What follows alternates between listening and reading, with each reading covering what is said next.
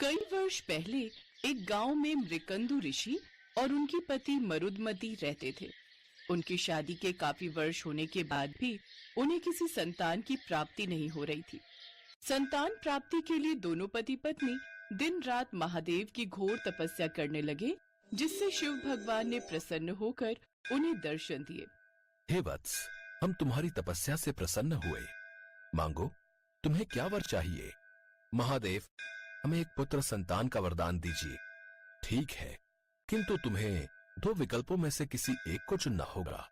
पहला विकल्प, तुम्हें धर्मी, गुणी, लेकिन जिसकी आयु कम हो, ऐसा पुत्र चाहिए, या फिर कम बुद्धि वाला लेकिन लंबा जीवन जीने वाला पुत्र, जो गुणों की खान से भरा हो, उसके पास हर तरह का ज्ञान हो, भले ही उसकी आयु कम हो। मुझे ऐसे पुत्र का वरदान दीजिए प्रभु। तथास्तु। तुम्हें तुम्हारी इच्छा अनुसार गुणी और धर्मी पुत्र की प्राप्ति होगी, किंतु उसका जीवन काल केवल 16 वर्ष तक का ही होगा। ये कहकर महादेव अंतर्ध्यान हो जाते हैं। कुछ समय बाद मृकंडा और उनकी पत्नी को एक पुत्र की प्राप्ति हुई, जो आगे चलकर मार्कंडेय ऋषि के नाम से प्रसिद्ध हुए। मार्कंडेय को उनके पिता ने अच्छी शिक्षा दी। मार्कंडेय एक आज्ञाकारी पुत्र और सबके दुलारे थे। सभी को उनसे बेहद ही लगाव था। उनके खूब सारे मित्र थे। ऐसे ही समय बीता और अब उनका 16वां वर्ष शुरू हो गया। ऐसे में मार्कंडेय के माता पिता काफी दुखी रहने लगे। वो दिन रात चिंता में डूबे रहने लगे। ये देख एक रोज मार्कंडेय ने उनसे पूछा, क्या बात है पिताश्री, आप इतने चिंतित क्यों दिखाई दे रहे हैं? पुत्र, हम दोनों तुम्हें लेकर चिंतित हैं। हमें तुम्हारी चिंता सताए जा रही है। कैसी चिंता पिताश्री? दरअसल तुम्हारी आयु 16 वर्ष तक की ही है, और बहुत जल्द तुम्हें 16वां साल लगने वाला है। उसी बात की चिंता हम दोनों को सताए जा रही है पुत्र। लेकिन ऐसा क्यों माँ बाबा? यही शिवजी का वरदान है पुत्र। अच्छा, लेकिन आप चिंता मत कीजिए पिताश्री, मुझे कुछ नहीं होगा। आप ही तो कहते हो, जो भी भगवान की सच्चे मन से प्रार्थना करता है उसकी भगवान अवश्य सुनते हैं। मुझे 16 साल तक जीने का वरदान महादेव ने दिया है, तो मैं अब उनसे ही अपनी दीर्घायु की प्रार्थना करूंगा। मुझे पूरा विश्वास है कि वो मेरी बात जरूर सुनेंगे। फिर मार्कंडेय भगवान शिव का आशीर्वाद लेते हैं और एक नदी के तट पर जाकर मिट्टी का शिवलिंग बनाकर भगवान शिव की तपस्या में लीन हो जाते हैं। तपस्या के दौरान ही मार्कंडेय को 16वां वर्ष शुरू हो जाता है। कुछ समय बाद उसकी मृत्यु का समय नजदीक आ जाता है। तब यमराज अपने दूतों से कहते हैं, जाओ, मार्कंडेय की मृत्यु का समय आ गया है। जाओ, उसे लेकर यहाँ आ जाओ। जो आज्ञा महाराज। दोनों यमदूत धरती लोक पर चले जाते हैं और जहाँ मार्कंडेय तपस्या कर रहा होता है, वो उस नदी के किनारे पहुंच जाते हैं। वो दोनों देखते हैं कि मार्कंडेय के चारों ओर एक अद्भुत सा चमत्कार फैल रहा है। ये भला किस तरह का प्रकाश है? अभी इसे छूकर देखते हैं। दोनों यमदूत उस प्रकाश की ओर बढ़ते हैं और उसे छूने लगते हैं, लेकिन तभी उन्हें जोर का बिजली का झटका लगता है और वो नीचे गिर जाते हैं। ये क्या भला? हम इसे छू क्यों नहीं पा रहे हैं? इसे छूते ही हमें जोर का करंट क्यों लग रहा है?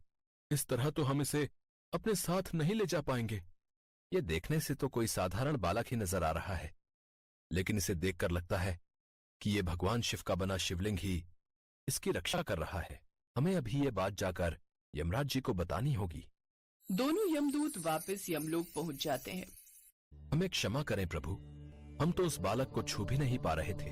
लगता है भगवान शिव स्वयं उसकी रक्षा कर रहे हैं। बेवकूफों, दोनों खाली हाथ लौट आए। तुमसे एक साधारण बालक के प्राण तक नहीं लिए गए। ठीक है, अगर ये तुम्हारे बस की बात नहीं तो मैं स्वयं उस बालक के प्राण हरने जाऊंगा। यमराज स्वयं धरती पर उस बालक के प्राण लेने जाते हैं। मार्कंडेय, आज तुम्हारी जीवन लीला समाप्त होने जा रही है और मैं यमराज स्वयं तुम्हें लेने आया हूँ। नहीं, मैं आपके साथ नहीं आऊंगा। मेरे महादेव मेरी रक्षा करने अवश्य आएंगे।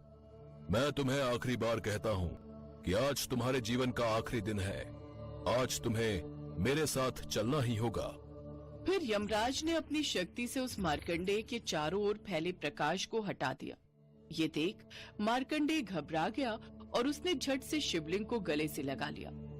फिर यमराज को कुछ समझ नहीं आया और उन्होंने अपने यमपाश को मार्कंडेय से बांध दिया, लेकिन उनका ये यमपाश मार्कंडेय के साथ उस शिवलिंग को भी बांधने लगा। यमराज उन्हें अपनी ओर खींचने लगे। तभी मार्कंडेय हाथ जोड़कर प्रार्थना करने लगे। हे शिव, अपने इस भक्त की रक्षा करो, मेरी रक्षा करो शिव। मार्कंडेय जब ऐसा कहकर जोर जोर से चिल्ला रहे थे तो यमराज उन्हें अपनी ओर खींचने लगे। तभी उस शिवलिंग से महादेव प्रकट हुए, जो काफी ज्यादा क्रोधित थे। यमराज, तुम्हारी हिम्मत कैसे हुई मेरे भक्त पर अपनी दृष्टि डालने की? हे प्रभु, इसका अंतिम समय आ गया है, इसीलिए मैं इसके प्राण हरने आया था। ये मार्कंडेय अब से हमेशा जीवित रहेगा, और अगर इसे किसी ने हाथ लगाया तो। ऐसा कहकर महादेव ने क्रोध अवस्था में अपना त्रिशूल उठा लिया। ये देख यमराज घबरा गए। मुझे क्षमा करिए महादेव, मुझे क्षमा करें, मुझसे बहुत बड़ा अपराध हो गया। लेकिन क्रोध अवस्था में महादेव ने यमराज की बिल्कुल नहीं सुनी और अपने त्रिशूल से उनके प्राण ले लिए। ये सब नजारा देवलोक से सभी देवगण देख रहे थे। वो सभी उसी वक्त वहां प्रकट हुए और उन्होंने भगवान शिव से कहा, हे प्रभु, अगर किसी मनुष्य की मृत्यु ही नहीं होगी तो इस सृष्टि का चक्र तो रुक जाएगा। इसलिए प्रभु, यमराज के प्राण वापस लौटा दीजिए। हाँ प्रभु, जरा शांत अवस्था में सोचिए। महादेव का गुस्सा थोड़ा शांत हुआ और वो बोले, बात तो तुम्हारी सत्य है देवगण। अगर यमराज नहीं होंगे तो सारा जीवन मरण का चक्र रुक जाएगा, परंतु मेरा ये भक्त मार्कंडेय अब लंबी आयु जिएगा। ये मेरा मार्कंडेय पर आशीर्वाद है। इसके बाद महादेव ने यमराज के प्राण लौटा दिए। यमराज ने शिवजी से माफी मांगते हुए भगवान शिव से कहा, मुझे क्षमा करें भोलेनाथ, मैं धन्य हूँ, मुझे क्षमा करें महादेव। इसके बाद यमराज समेत सभी देवगण वहां से भोलेनाथ को नमन करके चले गए। तब मार्कंडेय ने भगवान शिव के चरणों में उन्हें प्रणाम किया। हे प्रभु, आपने मुझे अपने दर्शन दिए। आप स्वयं मेरे प्राणों की रक्षा के लिए धरती लोक पर आए। इससे बढ़कर मेरे लिए कुछ भी नहीं है। पुत्र, हम तुम्हारी भक्ति से प्रसन्न हैं, इसलिए अब तुम मेरे आशीर्वाद से सदा सदा के लिए चिरंजीवी रहोगे। अब तुम शीघ्र ही घर लौट जाओ और अपने माता पिता से कहो कि अब तुम्हें कभी किसी से डरने की जरूरत नहीं है, और ना ही तुम्हारी मृत्यु अब कम उम्र में होगी। ये कहकर महादेव अंतर्ध्यान हो गए और मार्कंडेय खुशी खुशी घर लौट आए और सारी बात अपने माता पिता को बताई।